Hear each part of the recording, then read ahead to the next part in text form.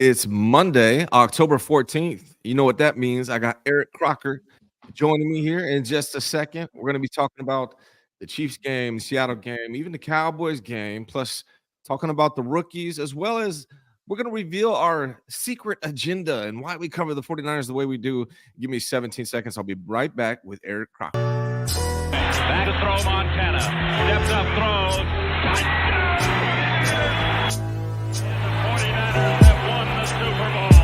And now your host, Ryan Hensley. Now your host, Ryan Hensley. Crocodopoulos, what's up, man? How you doing, brother?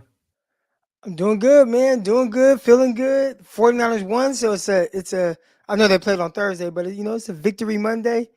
Feeling good, in a good place. Good, man. Good. How's the squad doing, man? I always got to ask you the updates on the high school squad. How are they doing? I'm doing cool, man. We had a rough start to the season, had a really tough preseason schedule, but so far through two league games, we're 2-0. Had a really good win against a crosstown rivalry, and we got St. Mary's coming up this Friday. So, we're making sure our kids are ready. We are, shoot, I record Locked On 49ers, and then I have a bunch of film to watch and kind of see what they like to do out of certain formations. If it's 2x2, what route concepts do they like to run? If it's 3x1, what do they like to run? If the quarterback's under center and they have a guy going in motion, do they hand the fly sweep off to him, or is it a decoy and they're just dressing it up? Identifying all those things for our players. St. Mary's is no joke. You know what's funny, man? Because I coached basketball for 10 years in the high school, and we always go to the league, right? We would go to the playoffs, and then we're going against a team like St. Mary's, which is a private school, and they can recruit. I don't understand. I don't think it's fair, man. I'm just venting because they knocked us out a couple times in the playoffs, and I'm like, why do we have to go against this private school that can recruit when I'm a public school? So that's just my.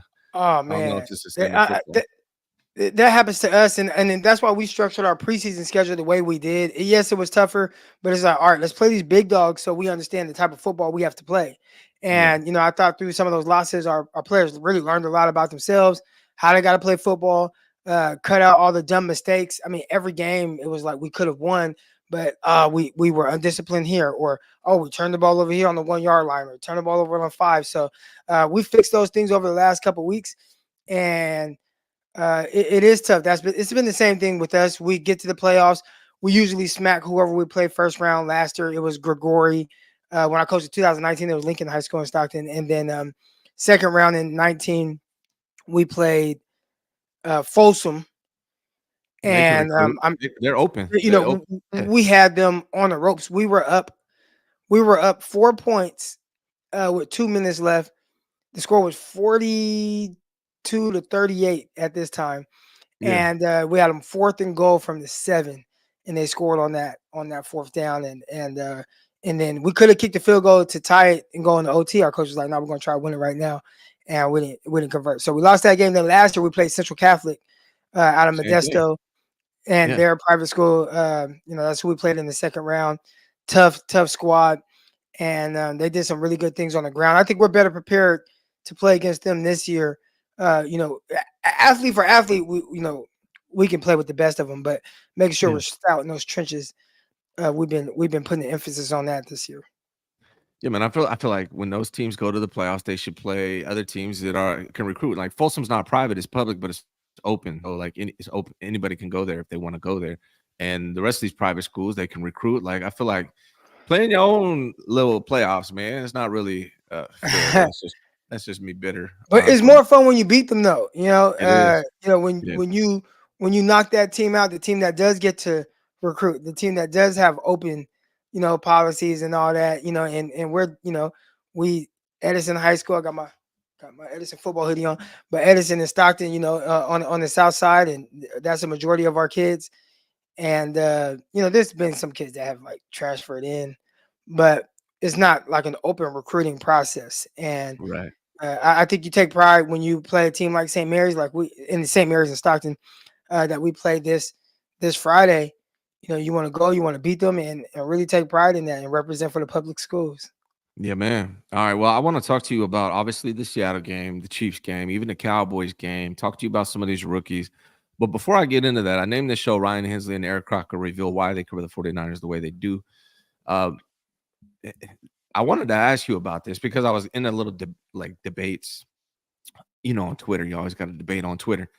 But like people really think I have like this secret agenda and I post like things they consider negative because it helps me grow. But the reality is if I wanted to grow, I would just be a homer the entire time I cover this team. That's how you grow. Now, controversy and negativity will get you clicks, and that might get you a lot of views on a particular video. But people aren't going to like subscribe and follow you, and you're not going to build your following that way. And I think that's something people don't understand. But I wanted to ask you, man, like, why? First of all, why do you cover the 49ers on YouTube? Oh man, to be honest, shout out to my guys. My guy Mike Andrews and all the Nothing But Niner guys. It wasn't ever like a goal of mine to like cover the 49ers on social media or anything like that, or like create content in that way. I've always just been somebody who loved talking football. Obviously, I just love football. I watch football all day, every day. College is on, I want to watch it. My wife is like, "Well, you love football more than your family." I'm like, "Baby, it's just different." You know what I'm saying? It's a different kind of love. I've had this infatuation with football since I was a really little kid. So as far as the 49ers go, it's always been my favorite team. So even when I was in the NFL or when I was playing the Premier League, like it's always been I'm a 49er fan.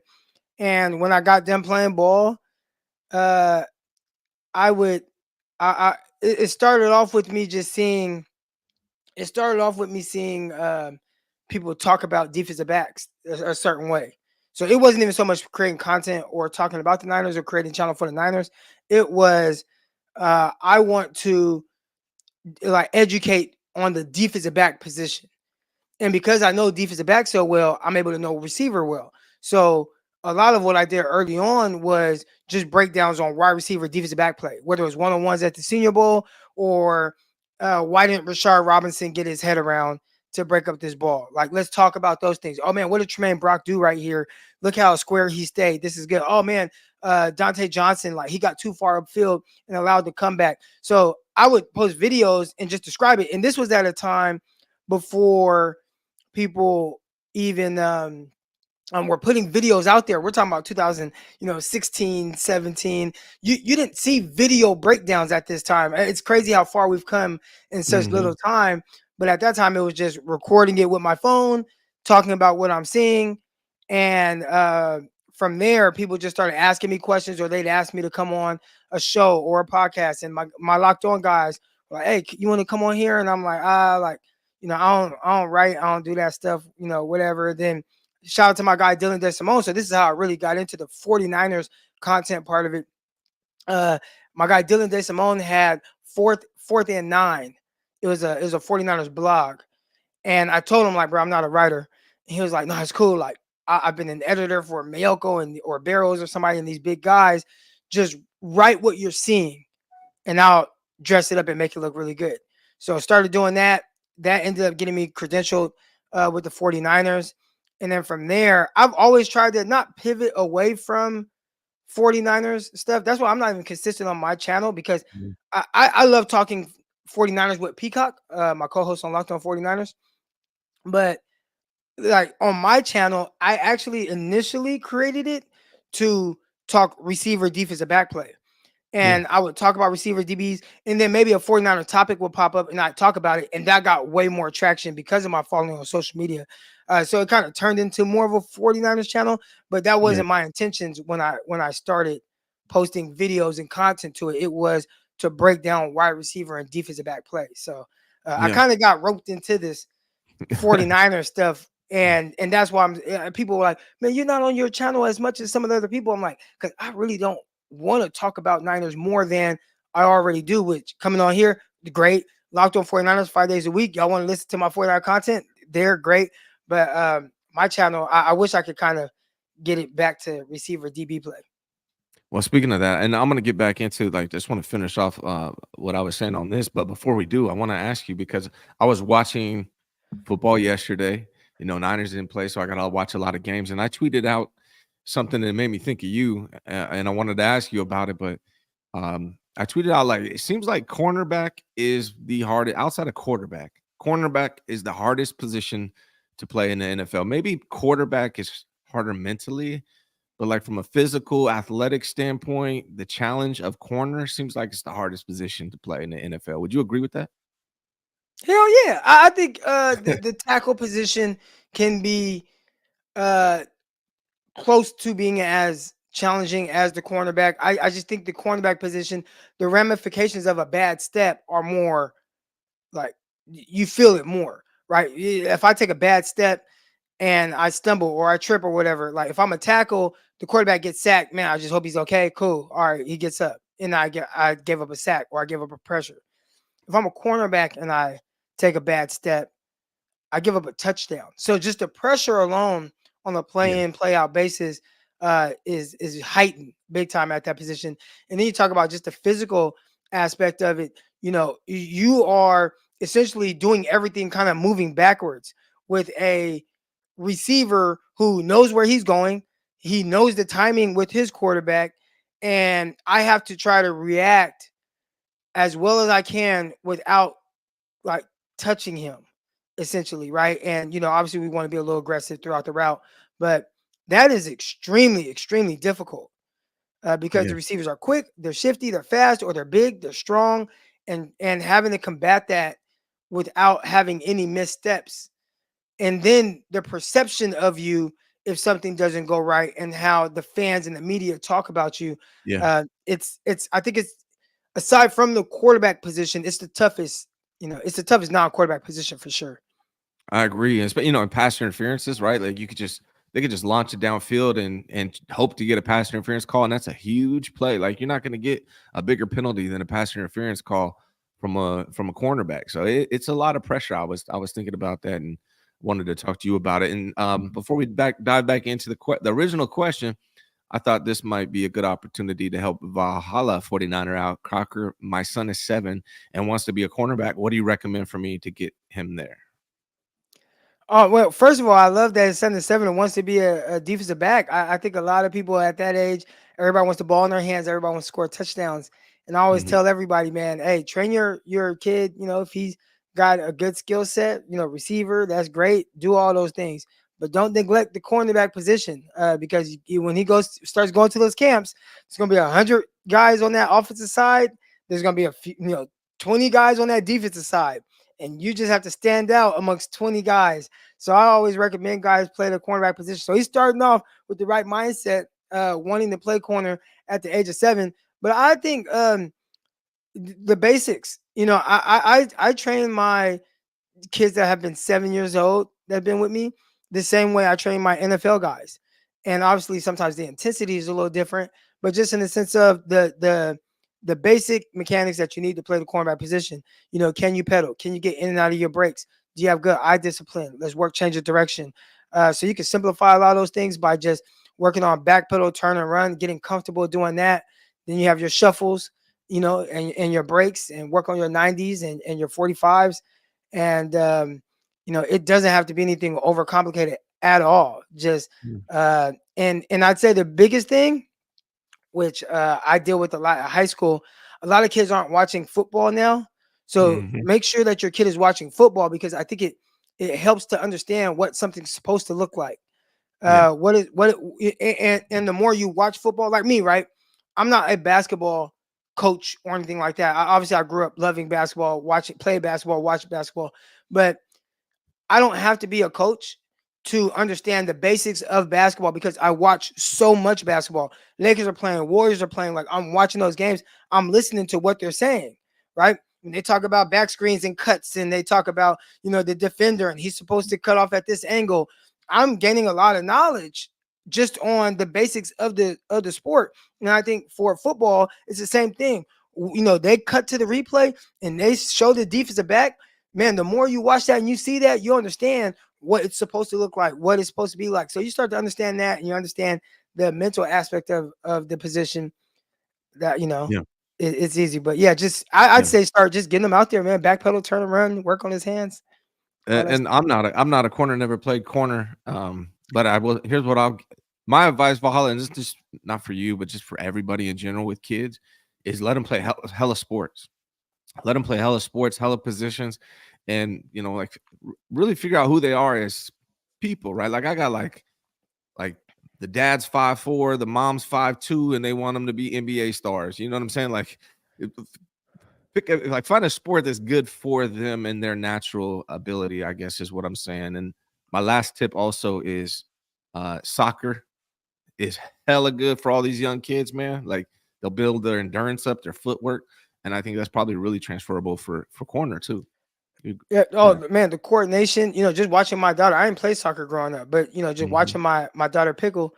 Her out there on the soccer field, and when they have her at forward, and what that looks like. When they have her as a defender, and what that looks like, and then me talking to her, through certain things from just an effort standpoint and cutting things off. She chased this girl down and knocked the ball away Saturday morning. I couldn't be happier. More happy than to see that. But just like the speed, and she runs track, and how all those things start to work together. She wants to play flag football, so I think that's what's next, Yeah. getting her into that. I love that they got flag football now, man. That's cool. And then also the nickname Pickle is dope, by the way. Keenan Gims is finally able to butter my biscuit during a lot. Hey man, it's been a minute, Keenan. Good to see you, brother. Thank you. All right. Well, I just want to close in on the reason I brought this topic up is just I don't have any secret agenda. That's my secret. I don't have one, and I don't think you do either. I think a lot of people, like, I'll post something that might be negative on the 49ers, but that's just my legit opinion. People got to understand I'm old, dude. I'm 45. I grew up watching the 80s and 90s 49ers. And so it's not my fault, but them dudes set a really high bar for my team, which is the 49ers. Those are the teams that got me to be a 49ers fan. So when I hear like excessive praise for the modern day 49ers, it's hard for me to totally buy in like maybe some of the younger fans might be able to, because I'm thinking of it from the perspective of these 80s and 90s teams. So that's why sometimes I might say things that people think, oh, he's being negative. I'm just not that kind of fan. I don't fan out on coaches, players, and stuff like that, because the bar was set really high for me with these 80s and 90s legends. So I just wanted to talk about it. If I wanted to just grow and get clicks, I mean, controversy gets you clicks and engagement, but growth comes from, I mean, look, if you just want to be a full homer, like the most successful tweets I put out on Twitter is when I'm positive about Brock Purdy or Kyle Shanahan, right? If I put a picture of Brock Purdy and say Brock Purdy is the best quarterback in NFL, that's what's going to grow my following. But I don't do things like that because it's just not. I'm trying to build this based on honesty, and it might take longer this way because I'm not super homer, but that's why I do it, man. And I know you cover the 49ers. I'm assuming, I don't want to speak for you, but you cover it from the same way, whereas you're just being honest, right? You don't have like some secret agenda. Yeah, no, not at all, man. I mean, I try to cover the 49ers or even talk about it like as if I were, talking to the homies, like, Yeah. if you're sitting here next to me in the house, and you're on my couch and we're watching the Niner game, like what would that conversation be like? Hmm. And that's how I try to come from that perspective. So there's people that say, "Oh, you're a hater on this guy or this," and it's like, "Nah, I'm not. I really don't give a damn." Like, you know what I'm saying? Right. Like, I like Yeah. all these dudes. I hope they all win. But just based on what I see around the league, and that's a big part of it too. There are some people that only watch a specific team. They don't Hmm. watch a whole lot else around the league. So all they know is 49ers and what that looks like and how that is. And then maybe they watch things that align with the way that they think about something. So it's kind of that confirmation bias type thing going on. But for me, I'm a football fan, for first and foremost. So I try to give that perspective. I try to give the perspective of a former athlete. I try to give the perspective of a coach, and the conversations that we have. I have a kid, very talented, but he I can't have him as single high, or I can't have him as a too high safety. Like, he has to play in the box, and and he's not a big guy, but it's like, all right, you got to play nickel because of this. And if we're playing against a certain team where maybe you're a little too small and they're going to get hands on you, then you're going to see less playing time. And the coach and I are having those conversations. It's not hating on the kid. It's putting our team in the best position to, to try to win and execute a game plan. So I think a lot of fans kind of want to hear more positive things about their their team. And if you don't say everything 100% the way they want to hear it, then yeah, you're gonna get labeled a hater. But I've learned that it just kind of comes with giving an opinion. Yeah, and I want to. I usually don't give people like this any time, but Saeed is calling me a clown. It just advertises shit and talks about how it really is. Here's the thing, brother. Here's what I'll do, man. My Twitter DM is open. You could email me, Ryan at Ryan G. Hensley, and you can come on my show and tell me why you think I'm a clown face to face, and we could talk about it that way. Now let's talk Niners, Croc. Here's what I want to ask you, man. Seattle game. 49ers just beat the Seattle Seahawks. What was your initial thoughts on that game? Oh man, I loved it. Listen, anytime you are playing on a Thursday night, all right, you just played a game on Sunday. You're traveling on a short week, so you're leaving what, Wednesday? Having to fly out somewhere else. Your preparation is all cut down. I mean, that's tough. You're typically the team that is favored to lose, which I was actually surprised the 49ers were, I want to say 3.5-point favorites. I'm like, wow, like, the 49ers, it's not like they've really beat anybody. I'm not saying the Seahawks have either, but you haven't really beat anybody. You've lost, 3 games. You could easily be 5-1 if you don't give up these fourth quarter leads. But ultimately, the 49ers haven't really beat anybody. And even the teams they lost to weren't that great. So for the, Vegas to say, oh no, this team heading into this short week Thursday night game, we're going to have them favored. I was a little surprised by that.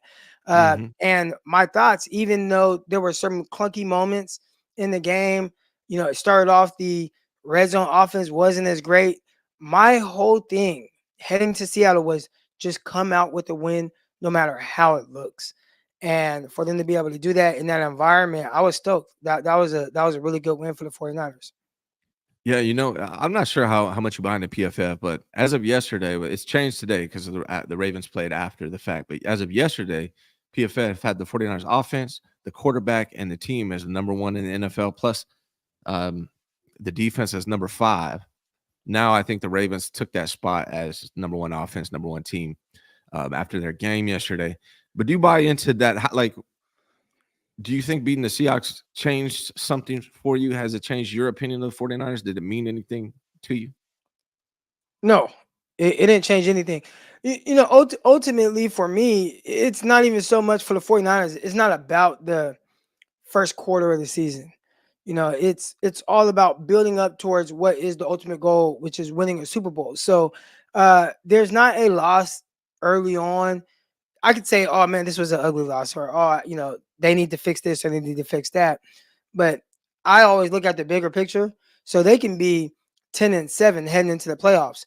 But if they win their last 3 games and things are clicking and they're in the right trajectory, then I'm going to be a lot more optimistic with them heading into the postseason, as opposed to them being, they're 10-4, they're hot, and then they lose their last 3 games. And I'm like, well, how much better did they get from the start of the season to the end? Now, obviously, there's context with that, where there are injuries and whatnot. But if they, like what we've seen so far, like, I just want to see, hey, you guys, there's a couple games you just didn't close out. Can you close that game out against the Seahawks? Oh, you close it out? That's a good win. That, like, you gotta have your small victories. Oh, they scored some red zone touchdowns. That's a win right there. Like, that's a win. So looking at those little things, obviously, when you play certain opponents like the Kansas City Chiefs coming up or the Dallas Cowboys coming up, you are going to want them to come out with W's. But for me, it's all about building towards the playoffs and how are you still making the same mistakes late in the year as you were early in the year. So as long as they continue to improve on those things, I would say that a lot of times it's going to be a good win for me. Yeah, and then one of the big things coming out of this game was how good the rookies played. I believe 3 of the top 5 defenders on the 49ers, according to PFF, were rookies. The first one was Evan Anderson, the undrafted free agent. He had the highest PFF score on defense for the 49ers. And then I think Renardo was there as well, and Malik Mustafa. What do you think about the rookies on the 49ers, man, and how they played? And do you think they should have been playing earlier, or what's your thought on the rookies out of that game?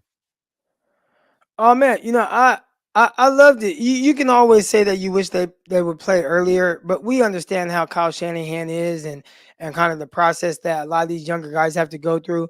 Obviously, well, unfortunately for certain people, but there were some injuries, so we're able to see some of these young guys. And I think a lot of people you learn the more you're doing certain things. At the NFL level, the game is going a little fast. But the more you're out there, you gain a little bit more experience. This isn't 2017 where the 49ers were able to play Kendrick Bourne and, Lorenzo Jerome and Trent Taylor and rookie George Kittle and all these young guys where, hey, we could just throw you guys out there and no matter what happens, we're fine. You guys are growing from it. This is a team with high expectations. So I understand it being a little bit more difficult for rookies to get on the field right away. Kyle Shanahan has kind of like this trust factor type thing going on. But it is awesome to see guys continue to learn, continue to develop. And then, oh man, they're making plays. Oh, that was a nice interception. Oh, okay. Well, how is that interception by Mustafa forced? Well, on the broadcast, they say, oh, it's Nick Bosa. Look how he's coming off the edge. He throws the ball. No. That interception was forced because of the tight coverage by Ronaldo Green. He was tight. He had tight coverage. He was underneath. He made Geno Smith try to make a perfect throw over the top of Ronaldo Green, and the ball sailed just a little bit, and boom, Mustafa picks it off. So now you got two rookies that are heavily involved of the outcome of a play, which is positive, taking points off the board for Seattle. So those are the things that I really, really love seeing from the rookies. Yeah, man. The trajectory of Malik and Renardo. I hate to. I mean, maybe the answer is both, but where do you see those two guys going? Who's going to be a bigger star for the 49ers, or do you think they're both legit? You said Ronaldo or Malik. Mustafa? Yeah. Yeah, shoes, man. Hopefully they're both stars. Both. I think Yeah. they both have a certain level of ability. I think with the 49ers, a lot of where they've been drafting as of late, they don't get the hyper athletic guys, right? Right. But they get guys that can definitely contribute. So, how great can they be? That remains to be seen. But if you told me that, Mustafa is a starter for the next 3 years, awesome. Let's go. If you told me that Ronaldo Green is the second coming of, and I know he was drafted a little bit high, I mean, he was drafted higher than Diamador Lenore, but if you're able to get Lenore kind of production out of Ronaldo Green in the sense of just being a starter, heck, I saw somebody post how the 49ers struggled to draft guys in the third round. They're listing all these guys and they're listing all these busts that the 49ers drafted in the third round. And they mentioned Ahkello Witherspoon. I'm like, Ahkello Witherspoon wasn't a bust. Ahkello Witherspoon was a guy that started a lot of games. Now, did he have ups and downs and stuff like that? Like, sure. But he started a lot of games and contributed to a lot of wins for the 49ers. So if you're able to get a Ahkello Witherspoon career out of, and healthier, but Ahkello Witherspoon career out of Green with his time on your team, I think that's a positive. I'd say that you want to know what a negative is? A negative would be letting Samuel Womack go, and he goes to the You read my Indianapolis mind. Colts, and Mhm. he's like, and he's been grading out higher than any 49ers cornerback. You read So my I'm like, mind. y'all can It's let this literally dude on. play, couldn't let him play on the outside. Like, Yeah. So I was doing this thing as underdog of the week. I feel like every Monday we should do an underdog of the week because we're both sponsored by Underdog. I'm going to show you guys my plays for this week, but I wanted to ask you who the underdog of the weekend was, and my guy was Sam Womack, highest PFF grade out of all DBs on the 49ers. He's doing better there. Is he going to take the DJ Reed route? Like, did the Niners mess up with that one right there? Letting him go. so I think the 49ers did something with Womack and with DJ Reed. These were two guys that played cornerback in college. DJ Reed at Kansas State, Samuel Womack at Toledo. Like, they played corner, they played on the outside. Samuel Womack playing on the outside while not being a big guy, but he had really long arms. He like led the conference in pass breakups. I mean, he had like a lot of passes defensed. So he had a certain ability, he had the speed, he had all that. And the 49ers got him and is like, no, we're going to make you a nickel. So they played him more than nickel. Every blue moon, you see him on the outside, but he played nickel. And they did the same thing with DJ Reed, where they drafted him a guy to play corner. Then it's like, oh, we're gonna make you a safety. Like they play him at safety, they play him at nickel, they play him everywhere but outside. So Seattle gets DJ Reed, and they're like, put you on the outside. You're gonna play cornerback. Picks off Jimmy Garoppolo, plays well for the Seattle Seahawks, earns a big payday, goes to New York Jets, and he's a part of one of the best tandems in the NFL. And then you look at Samuel Womack, and he's doing the same thing. But these are both guys who the 49ers were like, oh, we're gonna force you to play this different position that you're unfamiliar with. And if it works out, great. If it doesn't, bye. And these guys were like, all right, well, I'll just go somewhere else and play my natural position. And they're both playing very well at it. Yeah, man. He's my underdog of the week, man. I was going to ask you yours, but it sounds like we agree on it.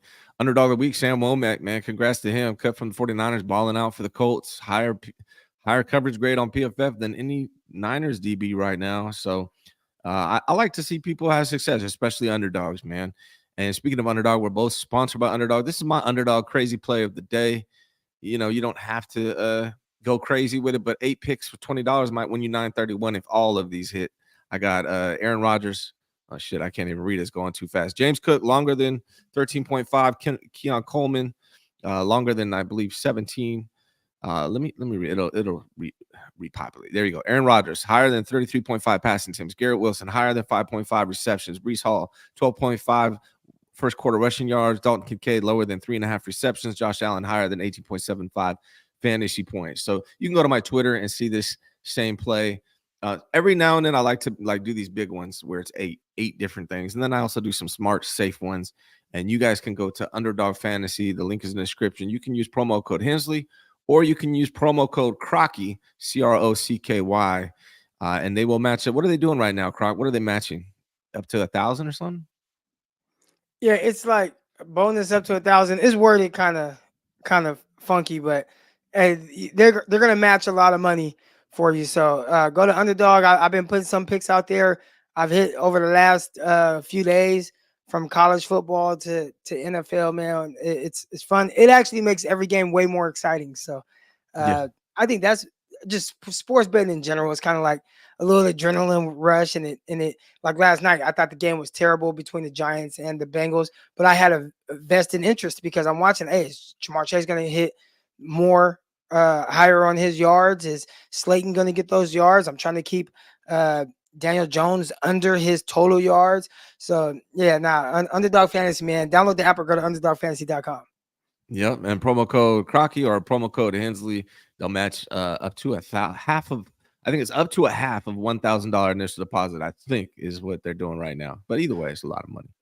All right, give us 17 seconds. We're gonna come back. We're gonna talk about this Chiefs game, the Cowboys game, a lot more 49ers football. I'll be right back after this word from my sponsor. The Ryan G. Hensley Show is powered by the law office of Chris McCurgy. Chris McCurgy and his team have been empowering businesses, guiding families, and taking care of the injured since 2012. In California, for estate planning, business, or personal injury, be smart and contact Chris McCurgy. All right, we're back. Croc, what is your thoughts on this Chiefs game, man? How important is it? Who's going to win? How do you see it playing out? All that good stuff. Well, it's important because you've already kind of dug yourself in the hole early in the season. You don't want to fall to 3-4. So a game that shouldn't be as important has a little bit more importance to it. Now you want to get that monkey off your back. You expect to potentially see this team in the Super Bowl again, all right? A team that's starting 5-0. They've done a better job of finding ways to win the ugly games as opposed to the 49ers who have lost a couple of those. But it shouldn't have as much importance as it does. But if you remember 49ers versus Philadelphia Eagles, that was a regular season game, and there was some stuff on the line, maybe potentially the number 1 seed and all that. But it was even deeper than that. 49 players showing up wearing all black. It's the Eagles funeral, and all those things that made it like this is more than just a game. And I feel like that about Kansas City, where it shouldn't be as big of a deal. They're not a conference opponent. They're not a divisional opponent, but you have to prove to yourself that you can beat this team. You have to. And they've figured out ways to beat the 49ers, where they blow the 49ers out. We've seen a couple of those. We've seen them have to come from behind and beat the 49ers. They've done it every which way. So if I'm the 49ers, I'm like, damn, what do I do? Well, the only way to find that out is to go out there and prove to yourself that you can beat this team. I don't know how many of you guys have got beat up as kids. I don't think I got beat up as a kid. Really, well, one time this guy kicked me in my stomach, but that hurt. I lost But one fight in my life. I think I'm like yeah, 40-1 or something like that. But yeah. I did get my jaw broke one time when in 8th grade. Yeah. Oh, damn. Yeah, that's Yeah. unfortunate. All right, but I'll keep it sports. I'll keep it sports. Yeah. Yeah. Um, a lot of us have like a bigger sibling and or a younger sibling, and there's always that kind of budding rivalry of like when you first beat your big brother. Like I know for me, beating my brother, like beating him in the race for the first time, like it's like, oh, I got him, and it just does something more to your confidence. Heading into it is like, dang, he already beat me. Okay, how am I gonna beat this dude? Like, all right, like man, I'm gonna come back. How am I gonna beat him? And you lose and you lose and you keep trying to figure it out, and then boom, you beat him, and it just does something, man. It's just like this weight lifted off your shoulders, and then now it's like I feel free. I think for the 49ers right now, they have a lot of weight on their shoulders, whether it's the Niners, whether it's Kyle Shanahan, with beating this team. You got to prove and show that you can do it. Yeah. So this game is more important than it should be. Agree, man. It's the biggest regular season game since the Eagles, possibly bigger. And you know what? I think the Niners truly believed that they were going to beat the Eagles and that they would have beat the Eagles had they stayed healthy with Brock Purdy. I'm not sure they necessarily believe they can beat the Chiefs. I'm not sure if they believe that. And I think they need to see that unfold in front of them so they can have that confidence. If they beat the Chiefs, I feel like they might be able to go on a run. GTC says KC's the 49ers kryptonite. They win, then we are back. Yeah, I think that's the measure for me, Crock. Like, we haven't beaten anybody. Seahawks aren't good, man. The Seahawks aren't good. Geno Smith looks like he's scared of Nick Bosa or something. I don't know. He plays horrible against the Niners. He plays better when he's not playing the Niners. It's something about the Niners scares that dude, bro. I don't know what it is. And I know you were a teammate of him, so no disrespect. But Nah, I mean, it's yeah, not like we homies or anything. yeah. We I did. don't know. I always have this memory of, we were rookies, and Mhm. it's just me and him playing Madden, and we had a little downtime, so we're actually in his hotel room. We're playing Madden, and he pauses the game and like chug some Ciroc. I'm like, damn, bro, you good? Like, he's like, man, I'm stressing. It was just a lot on him. So I'll always remember that and always reference that when talking about how much pressure is on quarterbacks and Yeah, how they feel it, how they handle it, how they deal with it. But you know, he's not. I don't have his phone number. I don't think. Maybe yeah. I do. I don't know. I have to check. Well, he just I don't know if it's what it is, Nick Bosa or something, but dude plays horrible against the Niners. But He in regards does. to the Chiefs game, man, I feel like that'll be the first test really of the season. I mean, they were tested against the Vikings and they failed the test. That's a good team that they lost to. Now they're playing the Chiefs, a good team they've never beat, that's undefeated as of this moment. So, I mean, if they can beat the Chiefs, then now you're saying something. If they don't, I don't know what to expect. My hopes aren't that high. I got like a Texans, Lions. I've been saying this since March. Texans, Lions, Super Bowl, because those are the two teams to me that went all in. They were good last year, and they were like, let's double down and go get some dudes. So that's who my Super Bowl prediction is. But if the Niners can beat the Chiefs and then beat the hell out of the Cowboys, because they got to do that in order to convince me. Because let's talk about the Cowboys, actually, man. Did you watch the Cowboys game yesterday? Of course, man. I had a little date night or date in Yeah. Sacramento with the wife, and we went to this little restaurant. Gosh, what's it called? Kitchen 15. Mm. Okay. Anyways, it was good food. They had the Mhm. game on right there. So I'm watching the Cowboys game and talking to my wife, one eye on the TV, one eye on her. And I enjoyed it, man. Like I enjoyed watching the Cowboys get their ass kicked. I enjoyed every time I glance up, it looks like Detroit Lions run into the end zone. For Mhm. those of y'all who know, my big brother, he's a diehard Dallas Cowboy fan. So, for me, Yeah. it's always personal when I'm watching the Dallas Cowboys and I'm rooting in a different way for them to lose. Yeah. I hate them. I hate them. So Mhm. there's part of me that hates them, and then there's like a lot of their players that I like, but I don't like root for them. I don't know. It's weird, but Mhm. I definitely enjoy seeing them get their ass kicked and being able to go to the group chat and we start bumping our gums a little bit. But that was a Yeah. bad loss for the Dallas Cowboys because not only did you lose, you got dominated in your house. Like they came to your house and put their feet all on your couch with mud and and all that, just dogging you. It was fun to watch. But it also showed me, hey, the Detroit Lions, they are a tough team, and I've seen them win different ways. You see the blowout fashion, like you saw against Dallas Cowboys. I've seen them win in the game against Geno Smith and the Seahawks, where the kind of pressure they're able to get. Now, Eddie Hutchinson, he's out for the season, so we'll Mm. see what that pass rush looks like. Maybe they try to do a trade for like Hassan Reddick or something. But the Detroit Lions, man, like they're able to win in so many different ways. Do you want to play bully ball? You want to be physical? You want to be finesse and use the speed that they have? Jared Goff, I think he plays good football at the quarterback position. It's a tough team. It's a tough team. Yeah, Jared Goff, man, he's been the most consistent statistical quarterback over the last 3 or 4 years in the NFL. It's crazy to say that, but if you look at him statistically over the last 3 or 4 years, it's almost the same every single year. And he's in a position, I think, on the Lions with Ben Johnson and that offensive line where he might be in the best position for him. Like, usually a lot of quarterbacks, I look at him and be like, man, if he was on the Niners, he'd probably be a lot better. I don't know if that's the case with Jared Goff, man. The Lions look legit, and Jared Goff looks solid. He's been playing very well. I mean, this is a guy, for most of his career, he's played good football. And I know Yeah. things got a little sour for a bit with the Rams, but when the Rams were cooking, he was playing. He played very well. Obviously his rookie year that was tough with Jeff Fisher, but outside of that, there's been a lot of good football played by Jared Goff. He's a vet. He makes throws. He makes timely throws. I thought even in the conference championship game against the 49ers, I thought there were a couple of drops that made that game turn out a little different than it probably could have.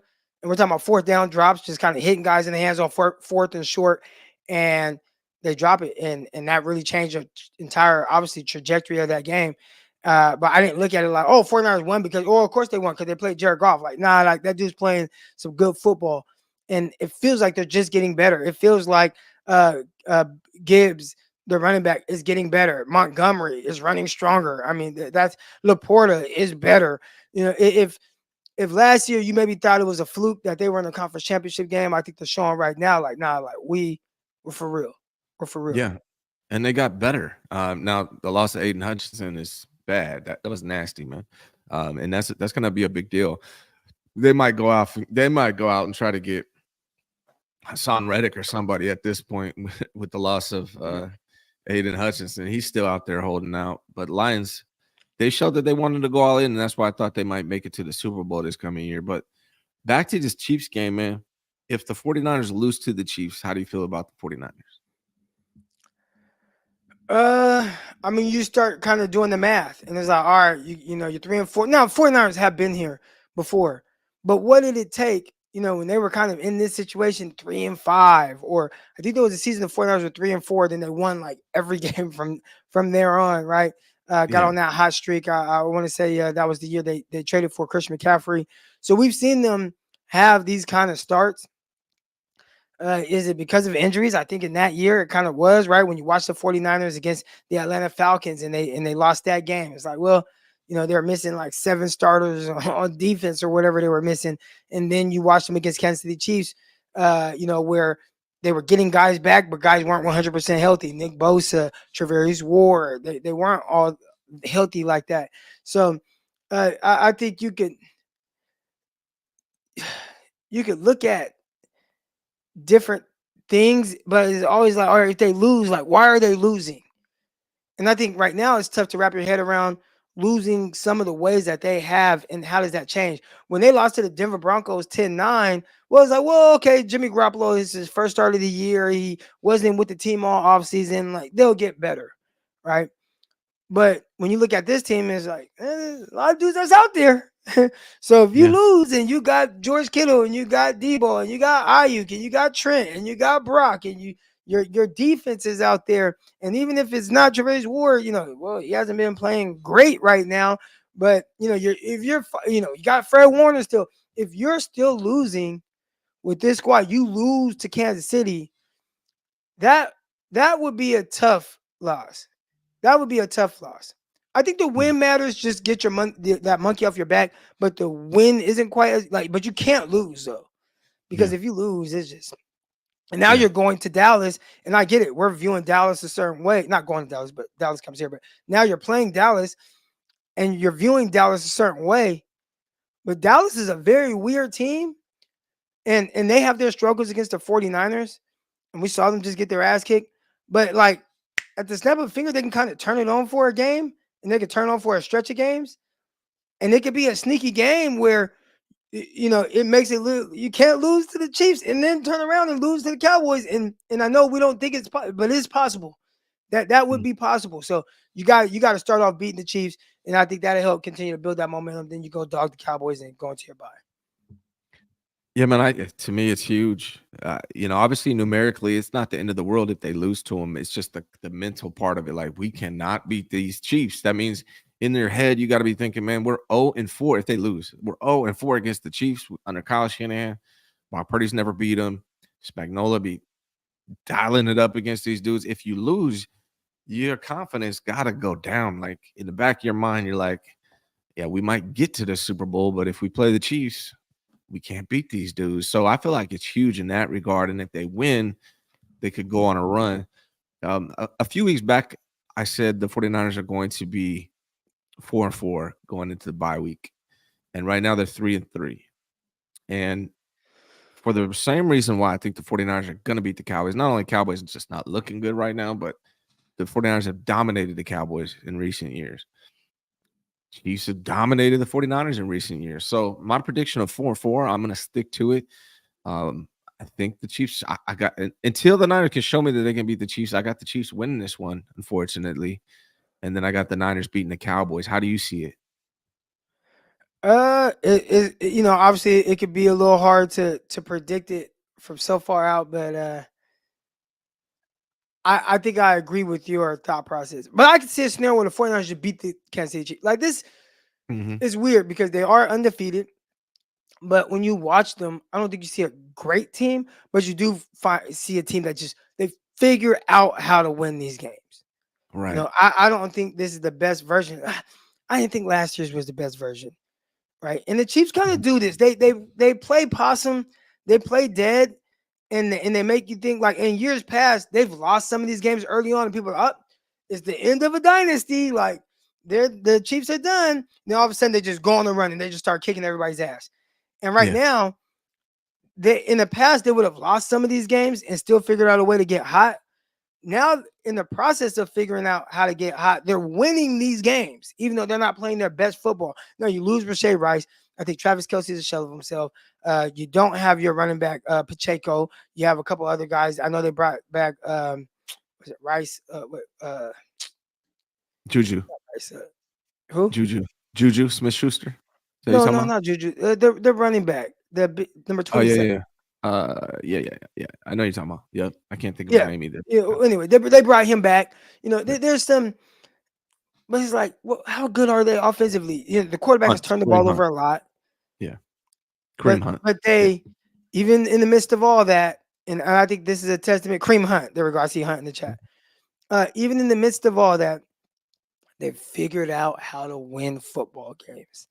Yeah. And the tough thing with them is you don't want them to get hot against you. Mm-mm. And they're not hot right now. They are 5-0. They're not hot though. What they got going for them, to me, when I watch them, their defense is hella good. Really good defense. Their defense looked better this year than last year when the 49ers played them. Yep. And then offensively, just creative as hell. Extremely creative. They had 4 tight ends in that one time. It was like a 4-1 package. I don't know what it was. 4 tight ends. I think they did that twice. They do some crazy stuff, man. You read dials it up, Spagnuolo dials it up, and then they got Patrick Mahomes, man. So regardless of what weapons are available or hot at that moment, they figure it out, man. And it's until the 49ers can beat them, I gotta predict the Chiefs. Now I hope they do. That's the thing. If they beat them, now you're like, hey, shit, we might. If they beat the Chiefs and then they go out and beat the Cowboys like the Lions beat the Cowboys, then now you're like, okay, this is now the season is heating up. I'm starting to have belief in what they're able to accomplish this year. You feel that way too? Definitely. And not only do they have to prove it to you and the fan Themselves. base, they got to prove it to themselves. And that's bigger than proving it to me, right? Um, not. I'm gonna say that's a silent G, and you pronounce it not. Hopefully that's correct. How do the 49ers D not get bounced out and stop Patrick Mahomes? That's a good question for Crock, who coaches defense. Uh, I think with Mahomes, it's containing him. I think right now he doesn't have the greatest of weapons. Obviously, they have a young Xavier Worthy out there that can really be explosive down the field.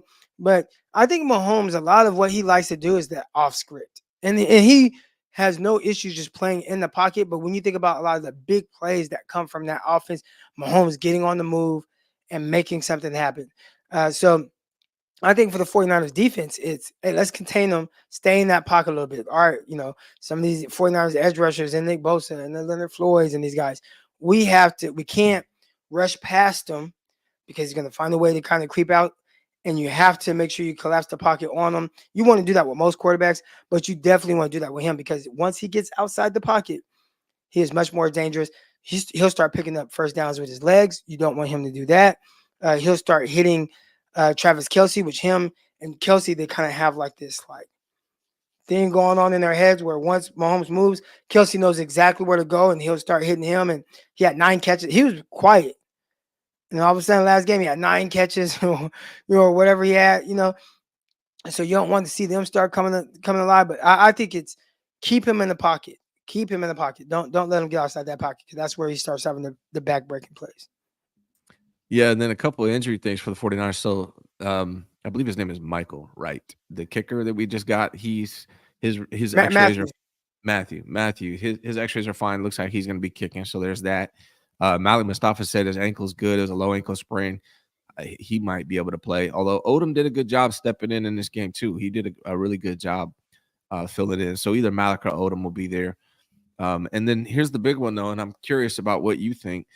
Jordan Mason, something going on with his shoulder, but he's day to day, so he might play against the Chiefs. But what do you think about Isaac Guerrero? He had that big run, and then I believe he had 10 runs. One was for what, 78 yards or something like that. The other 9 runs, he averaged 2.5 yards per carry. Do you think if Jordan Mason can't go, that Isaac Guerrero is a solution for the 49ers temporarily, that they can roll with him and have success? I think Guerrero, when you watch him in college, I think it was easy to see right away why he's not their main running back at Louisville. Mhm. Like he wasn't the starting back. And I felt like although he has good straight line speed, he was kind of slow with everything else. And I think we're seeing a lot of that with the 49ers. Now, if it's blocked up well and he can hit it, obviously we know that he has like long speed. So, if you are holding your breath for a home run, then he gives you that best option. But if you're wanting more consistency like you have out of Jordan Mason, where he might not hit the home run, but if it's blocked up to get 2 yards, he's gonna get 4 yards. If it's blocked up to get 4 yards, he's gonna get 7 yards. If it's blocked up to get 7 yards, he's gonna get 15 yards. That's how Jordan Mason runs, but he might not spring off the 60-yard run, right? And obviously we've seen some bigger runs, 20-yard runs and whatnot. I think in the NFL right now, he's leading the NFL in most 10+ yard runs. So I don't think that's Guerrero. Mm. I think I don't think he's like the most elusive guy in the backfield. He's more straight line, and I don't think he plays as fast. So for him, it's having a good read of the blocks, understanding that, and I think that will allow him to play a little bit faster. But right now, it's hard to like predict that. I'd Yeah. assume that we'll see a heavy dose of Patrick Taylor and Guerrero and kind of like more 1-2 as opposed to what we've seen for the 49ers, which is if they got a main guy and he's ready to go, like that guy's gonna carry the rock 20 times. I don't think Right. you'll see that this game. If Yeah, it's not Patrick quarterback Taylor. He's definitely better between the tackles. Patrick Taylor. He's more physical and just runs downhill more than Garendo does. But if they can get him on the outside, he's dangerous, and I think that's the key for Isaac Garendo. Real quick, Josh Colvin, morning, Ryan. Is that a BHS hat? Yeah, man. Benicia High School, got to represent Panthers. Where'd you go to high school, Crock? Tokay High School in Lodi. There you go. Okay. Yeah. What was the mascot? When I was growing up, it was a tiger. Mhm. When I was growing up, if you live like deep north side Stockton, they didn't have some of these other high schools they have now, like McNair and Chavez. So we had to take a bus to Lodi. Yeah, I'm wearing my high school alma mater hat. Actually, it's funny, man. One of the girls I graduated with, she was a friend of mine. Messed with her a little bit in high school or whatnot, and now she's the principal of the school that we graduated from. She sent me the hat. So shout out to Josh. That's We went to dope. school together. Yeah. All right, man. Well, what you got going on your channel, brother? We'll see. This is right now. It's streaming live on my channel. Yeah. I'd assume Friday, and we'll see how Coach Desi, prayers for Coach Desi, kind of dealing with the hurricane out there on Florida. But if she's available, then I'll be going Friday. Right on, man. Well, I want to plug this real quick. We're trying to be like Crock here, man, and build our podcast. So let me I gotta plug it. So this is from